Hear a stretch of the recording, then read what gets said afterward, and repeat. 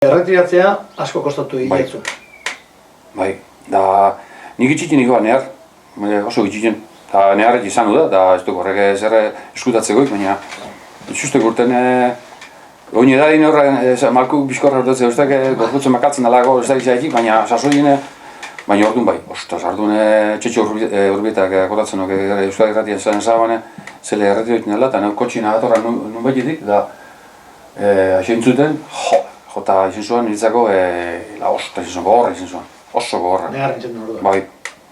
Zer ni betatzen haman betiko izan, nintzen darek hau zaliek, astetan betatzuak betiko da, baina betiko izan niobe. Eta zer gaitik hartu zen duen erabakia? Belauna txikituta? Bai, Belauna txikituta zen kolako? Belauna egi. Hori, lezino eukitako belauna? Bai, hasi gata mini moten, min, da gabetan isotza, boltaren, hartu dutzen joan, da horren boltaren zuan,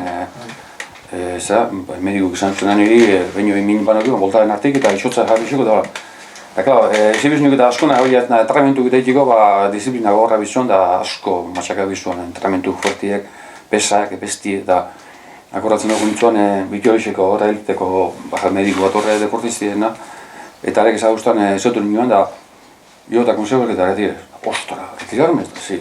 Para sacar una chapela más, vas a fastidiar toda la rodilla y te va a adelantar mucho más a la lesión. Gero etorri zuen Ibarra, betiko egino, mediku betiki tratatzen eman traumatologoa, eta ez bertan, no pasa nada, eso te ponemos una prótesis y joder, prótesis, ez eusten nien, fuera. Eta nitzago izan zuan, ez da sinistek. Eta orduan zerbaitik kostatzen da inbeste erretiratzea? Berez zeru izan da?